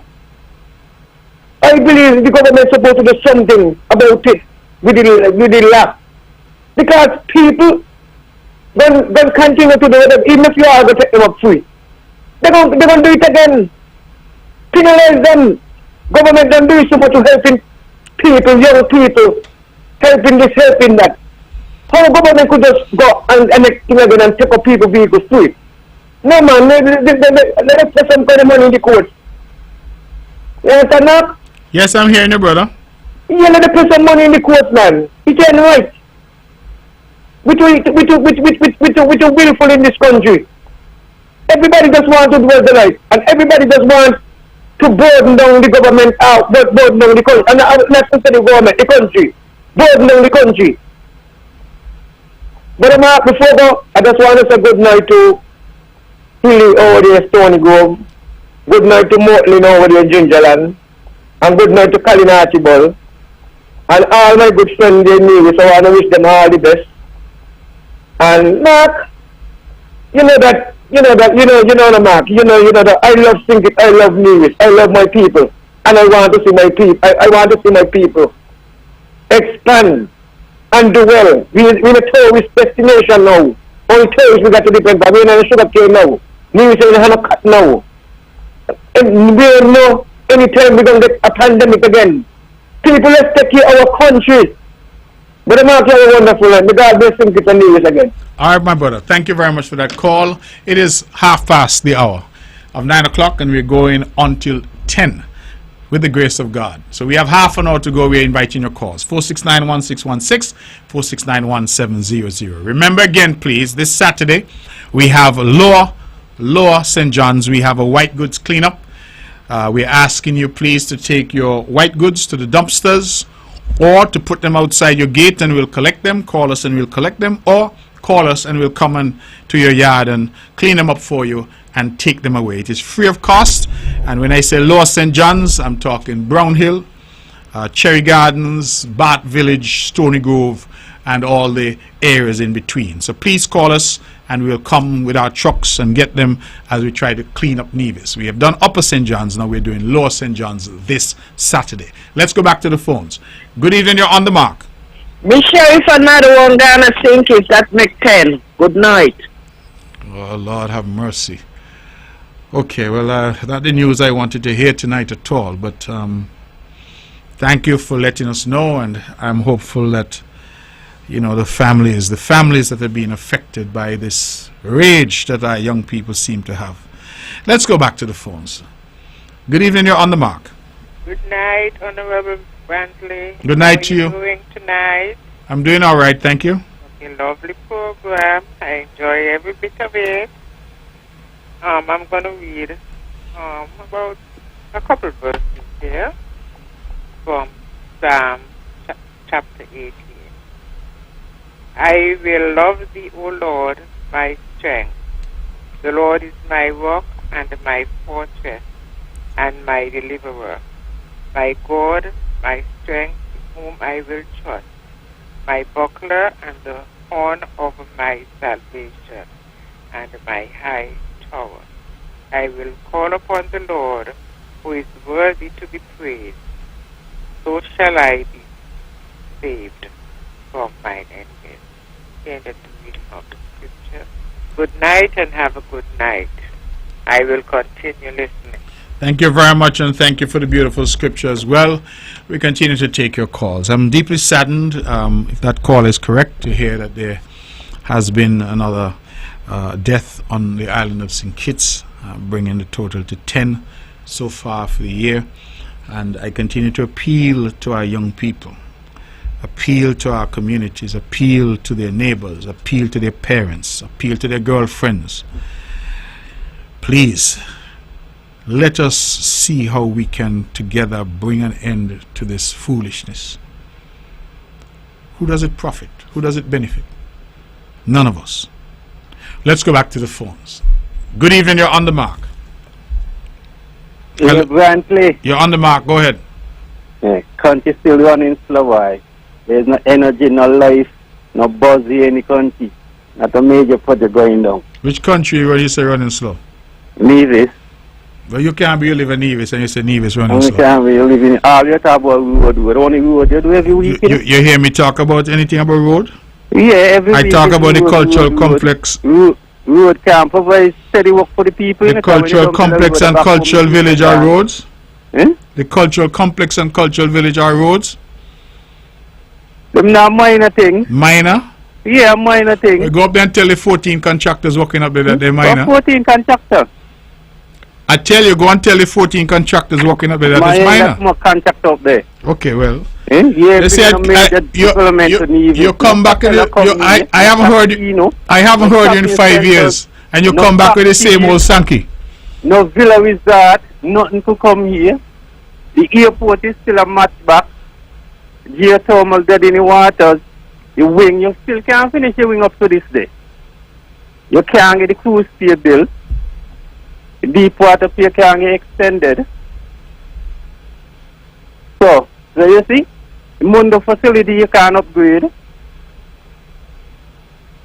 The chicken facility up to now can't get started. You produce more test players. You can't host a cricket game up to this day. See? I'm allowing you to talk, caller. Go ahead. Up to now, you can't even start the Tibet Center, the college. Not one of these major projects could get started up to this day. Not one. All they do road. I'm here to have a road every week. Just road. You need some major project, man. Provide steady work for the people. Okay, caller. Well, thank you very much. Yes, 4 seasons here, you know, and after been 4 seasons, and we always are here to have 4 seasons. Up to now, you party can't bring a hotel here for the people, provide some steady work for the people. And yet, without the party bringing a hotel for steady work, we have the highest employment in the history of the island. How you explain that? That's what you say. Me say? Yeah, that's but if you're not paying attention, is that me say so, is Social Security say so? Well, we ain't see it. You ain't see it? No, well, talk about it. But I'm convinced the gentleman that's calling about people with disabilities. I got to be you blind if you can't see it. Man, you need to get some serious work here. You need to... Caller, it makes little sense having a conversation. Caller, it makes little sense having a conversation if you start from a premise of Nancy's story and you're sticking with it. Because with all that you're seeing in Nevis, you want to call in the radio station to tell Nevisions that only roads being done in Nevis. Caller, you only see road? You haven't heard about the investment in electricity? In the island, You haven't heard the investments in water, caller? Well, where you live? You can't be live here. But there's no excitement in the island. Well, if you're not excited, caller, if you're not excited, go drink 2 Red Bull. Yes. But you got to deal with your problems, not saying that the island have nothing going, you know? Country. It just road. Caller, alright. Caller, we're going to leave it there because what you're saying is simply not factual. Where you running, going? Well, I'm not running, but I can have a conversation. Caller, Okay. I cannot, caller, I cannot have a conversation with you if you're not prepared to deal with facts. You're dealing with fiction. What is facts? But you have just said the only thing done in Nevis is roads. Well, I can't be you live here. Me can't see nothing else. Well, if you can't see nothing else, well, Stevie Wonder got better eyesight than you. Okay, Stevie Wonder. Imagine when you got up there nearly what? 10 years now? You Caller. At 10 years now. Let us test the premise you're saying about all you see is roads. I mean, therefore, that you have a disability. You should be president of the visually impaired society. Something is wrong with you. And start to deliver some projects for the people. All right, caller. Well, caller, you take it easy because if you're saying, if you could go over Maddens and see nearly 100 houses put down over there, you could go up Hamilton, you could go in Prospect, you could go in Chimney Crescent, you could go in Rices, you could see a police and fire station over there, you could see a water taxi pier, you see a Mondo truck, you see a new treasury building in town, you see a new CCTV with CCTV all over the island, you see new generators over at Nevlik, you see water tank and distribution all over Nevis, and you say all you see is road. Well, you don't see, you're blind? No, you're blind. I'm blind. So all them things I just mentioned, none of them exist? You don't wear glasses, you know? Caller, me ask you a question. All that long list I just give you, none of them exist? No, like what? Man, caller, this is prime time radio. Let us go and see if we could find somebody else who we can talk to, because this caller here now make no sense, because I just list out 50 things to you and you not see none of them. Well, something is wrong with you. So let's go to the next caller and see if this new caller here have eyesight. Caller, good evening. You're on the mark. Hello? Caller, good evening. Mark, good evening, Mark. You're on the air. Go ahead. Yeah, thanks Public Works for the nice work that we did past my house here in Zetland. And Mark, I never speak about the vehicles, but what about people with overgrown trees? People need, you need to set something that people can clean up their land. And also to Mark, I wanted to try and use your influence so that we can get the lights down at hard time. Okay, thank you, brother. And I know there have been some challenges, but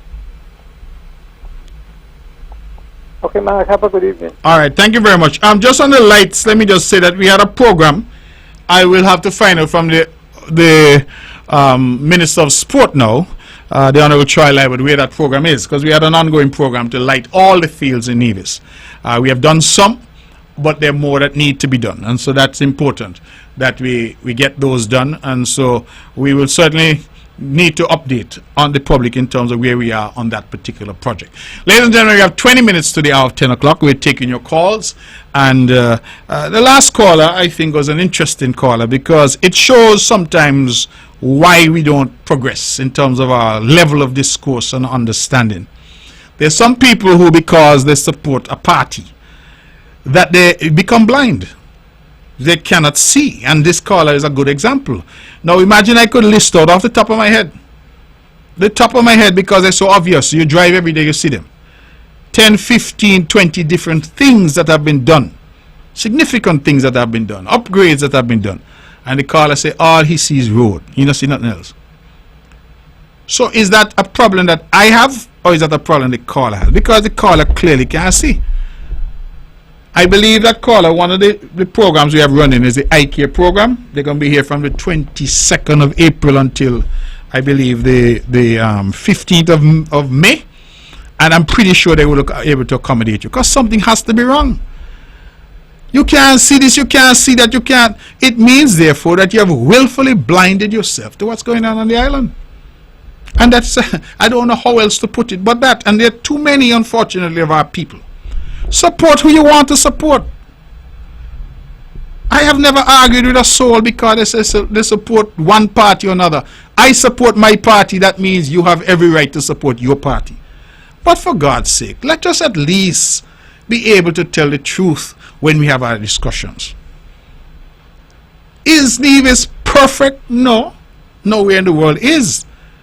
Have we been able to do all that we would like to do? No. We have not had the money to do all that we would like to do. But you cannot deny, no sensible, rational, thinking individual could deny the progress that you're seeing here in Nevis. And it seems to me like only some of the people who are here who keep saying they can't see this and they can't see that and they can't see the other. Because whenever people visit this island, they marvel at what they see. A lady came to me the other and said to me that she grew up in Bath Village and she went to Bath the other and she get lost. And you saying you can't see and you live here? You can't be you live here, man. I don't accept that. Let's go back to the phones. Good evening, you're on the mark. Hello? Hello, caller? Yeah, I'm back again. Okay, well, you got something sensible to say now? Well, I already talk something sensible. No, man, you're the one sensible the last call, so try to be sensible this time. You just can't pick up. Caller? Yeah. Be sensible this time. Well, sensible, I always say sensible. No, you weren't sensible the last time. I get into you now. But you I just come back on after a couple months and I get into you. Well, caller, you can't be getting to me when you're speaking nonsense. I'm trying to raise the level of the debate. Just hear me out. You got a couple spaces down by the Pinnis Park. Give the committee even two of those spaces for a cultural museum and a national museum. For 50 years we ain't got none of those on the island.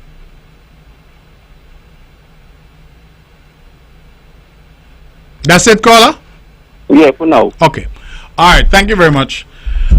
You propose a national museum and a cultural armor museum. All right. We'll see, caller, whether or not any of those museums, for whether or not any of those make sense. But at least I want to commend you on this call. You called in and you said something positive. You made a recommendation. I like that. So, see, we're getting along now. We're getting along. All right. We have about 16 or 17 minutes to go. 869-469-1616, 869-469-1700. Those are the numbers to call if you'd like to be a part of the show. And we're going to take this call and go back to the phones. Good evening, you're on the mark. Good evening, sir. Good evening to you. I'm just calling to congratulate you all for all the work that you all have been doing. But I have one burning issue. The monkeys them in Nevis. Mm-hmm. And I know they used to have these guys who going around and shooting monkey. I have not seen them for a while. Yes. But when they were doing it, I could attest that we had a big reduce in the monkey. Mm-hmm. So I'm just wondering, I don't know if it's a program that has to be started up, a program that needs to be ongoing or what, but I'm just hoping that that could be implemented as quickly as possible, because it really used to help us. Okay, well, thank you for that, caller. We've had some calls from people who are involved in the business of culling monkeys. I think the program is with agriculture, so it's not with me. I know. And I am not sure where that program is currently. The Minister Evelyn, I will check with him, but I do know that that program was ongoing for some time, and I'm not sure what the status is as we speak tonight. But people have been calling me, and it really used to work. But now the monkey then just let loose on us. Yeah. All right. Well, we'll have to have a look at it. Because the shock fence ain't working. It's like the monkey then testing the shock fence and jumping over. So it's like the only thing they used to keep them off is the shooting. All right. When they're shooting, though, let me just query something, because I have always questioned the efficiency of trying to cull monkeys by way of shooting. Monkeys run in troops, right? So if you have a troop of monkeys, say have 30 monkeys in a troop, and you were to shoot one, you have to look for the leader. Yeah, but if you shoot the leader, doesn't that mean, because I had an expert who said to me one time that it is a mistake to shoot the leader, because when you shoot the leader, he said the other male monkeys then start to breed indiscriminately because they don't have any leader to control them. And that in fact leads to an increase in the population, not a decrease. So when the leader is there leading the pack, usually a large male, he controls the others. But once you eliminate that leader, everybody go wild. But I wanted to ask a separate question. If there's a troop of 30 monkeys, and I aim and I fire, bang, and I kill one, well, the 29 not going to run and go? Yeah, they're going to run off and they're going to stay a long time before they come back. Okay. But my question is, how does that really help us in terms of culling the population in a significant way? Well, I could understand your point, but for me as a farmer, it's like when they run away for a little while, at least sometimes I end up getting a crop. It gives you a relief. Okay. Again, I understand what you're saying. I was just looking at it, I suppose, from a culling perspective to say, can we not come up with a methodology where we could really, a troop of 30 and we call it 30? Yeah, that would be good. That would also be good, but I think Sinkies have a program on the going on now where they are going around and setting some big traps. Right. And feeding them and allowing them to go in. Okay. So that too can be looked at. All right. Okay. Thanks a lot, caller. Some good calls tonight, raising some really important issues. Thank you for that. Let's go back to the phones. Good evening. You're on the mark. Hello? Hello, caller. You're on the air. Yeah, hello. Yes, you're on the air. Go ahead. Yeah, I'm calling from Toronto, Canada, Mark. Yes, how are you? I'm giving thanks. With respect to the program that you guys are rolling out in terms of training, getting more emergency response in place, it's a very good initiative. But we got to get back to educating the public. For example, you drive on the left, so the law on the books there should mandate when you hear the siren, you must pull to the left regardless of which direction you're traveling, and to give emergency vehicle the right of way, because it is important that they get to where they have to go for the preservation of life. Now, I think you guys need to put in place whereby the fire trucks, the police vehicle, and the ambulance, which is the three critical components that deal with emergency, where you have dash cam, so that once they are discharged to these emergency, they put on their dash cam, and we can always review those cameras that you can see who are the violators, and therefore bring the relevant charges against them. It is a very simple program.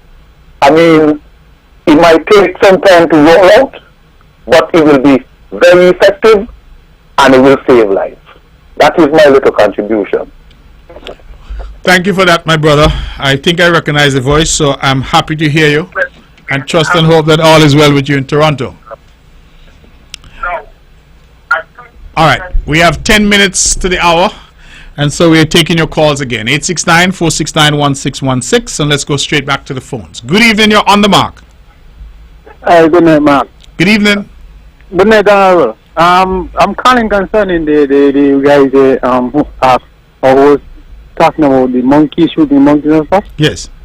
Now, towards that, right, to import the ammunition and or the pellets that we use to shoot monkeys is kind of expensive. Customs is not going to break at all with the importation of them. So that's the reason why, that's one of the major reasons why you're not seeing much people doing that. So as for that, if something could be done about that part, we are always willing and able to deal with it. Because it's when you're ordering rounds and stuff, you must order a certain amount for them to be able to ship them.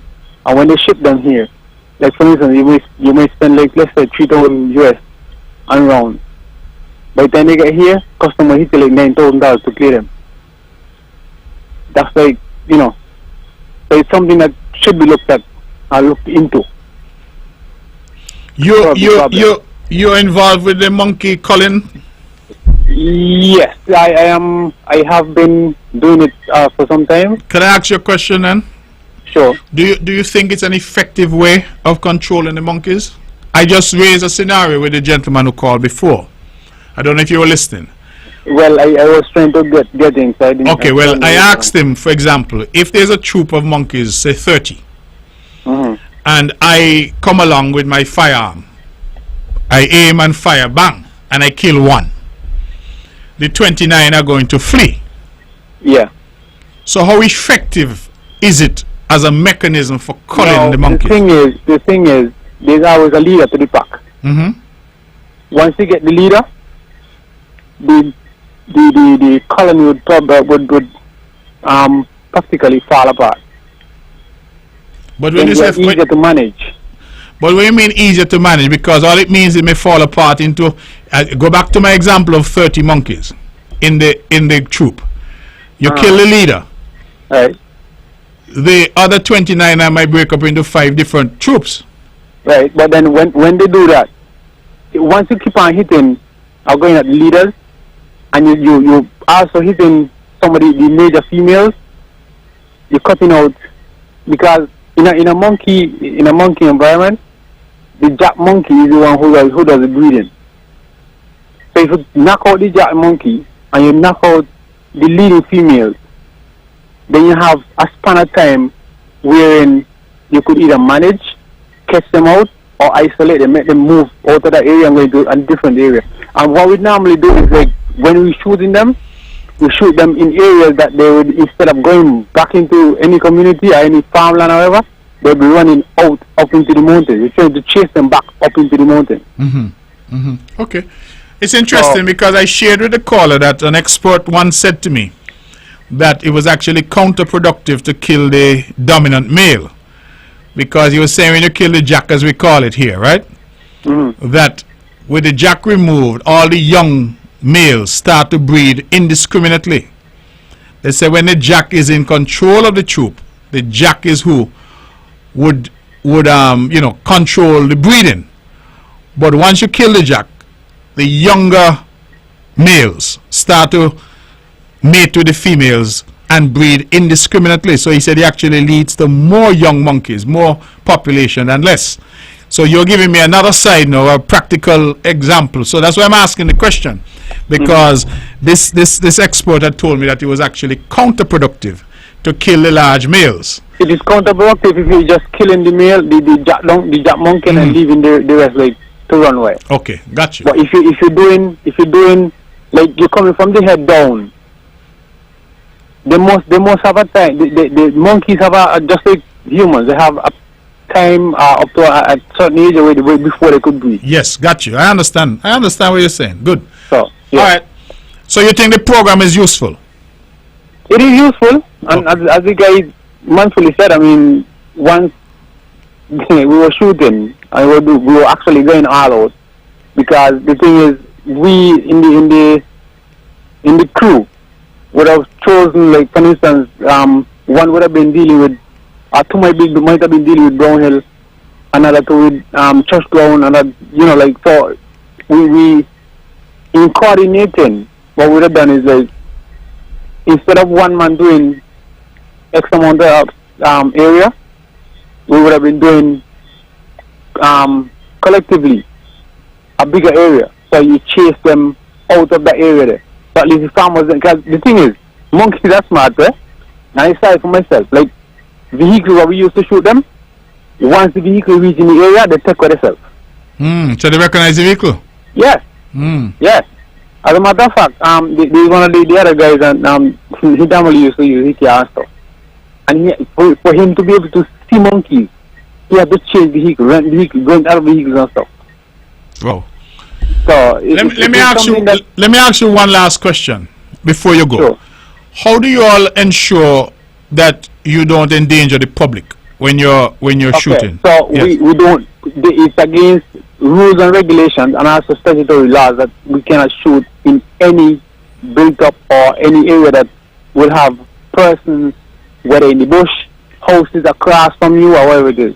If you're doing when you're doing shooting, you must isolate. Like normally, what we do, like in the gut areas. Okay. So if you miss the monkey, the round would not pass the other side of the other embankment or the gutter or something like that. So there are rules put in place. Okay. For that.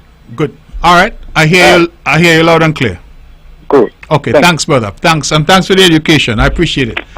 We have 5 minutes left. We're taking your calls.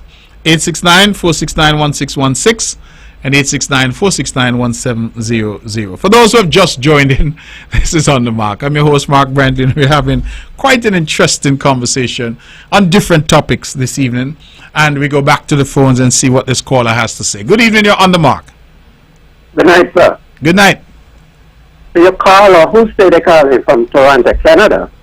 I listened to your program mostly from the beginning. I didn't hear you mention anything about ambulance and vehicular traffic. So if he could say in Canada and say, drivers here are supposed to pull over on the side when they hear ambulance or fire truck coming, tell him we are waiting for he to tell us that. We know all about that. That's all I want to say. All right. Well, thanks a lot for that. I think the caller that was just trying to assist, because he's from Nevis. I recognize the voice, and he must know that we know. But I think he was trying to assist that as we develop and as we grow, I think the point he was making that we need more education. So our people need to be continually reminded. And right on this show, caller, people have called in the past to say that they've seen ambulances or even the police vehicles with the sirens going, and sometimes the cars don't pull over. So we all have to do better. Let's go back to the phones. Good evening, you're On the Mark. Blessed night, brother. How you doing, my brother? I'm doing well, except that you've called me with 2 minutes Brother to go. Premier? So go ahead. Yes, I'm listening to you, but I'm saying we only have 2 minutes, so go ahead. Brother Premier? Yes, I can hear you. Can you hear me? Yeah, I hear you now. I'm telling you, we only have 2 minutes, so go ahead. Don't worry. 2 minutes to come with 10 seconds, so you ain't going to 2 minutes. We just like to say blessed night to you and your program you're having tonight.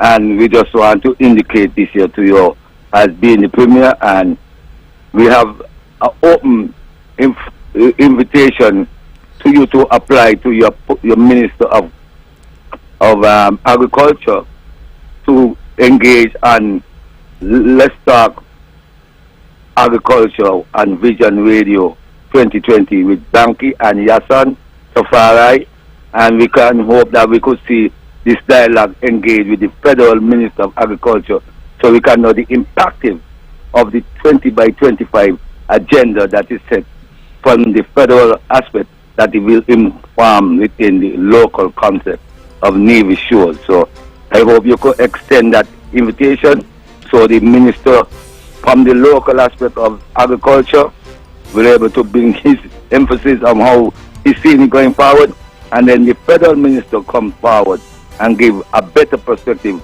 on how he can collaborate with both islands, bringing forward the emphasis of the 20 by 25 agenda as they stated. So that is what we like to say. Bless the Lord. Give thanks. All right. Thank you very much for that. I understand you to be saying that you're asking me to invite the minister on your behalf, but I just would alert you that you have the ability as well to invite the minister yourself. But I will pass on your message to him. The Honorable Eric Evelyn, he normally listens to the show, so I hope he's listening. Okay? Thank you very much, caller. The band has struck up. It means we have to go. The show has been live and lively tonight. I want to thank all the callers and, various comments, various topics, all interesting, all important. And most of all, I think we maintain good decorum in terms of our engagement. So thank you very much for all who call, all who listen, all who are online. I truly appreciate you, and I look forward with this God's blessings to be back with you next Wednesday for another edition of On the Mark. This show is rebroadcast tomorrow at 1 p.m. right here on Von Radio, the Eastern Caribbean's only powerhouse. Thank you, good night, and God bless you.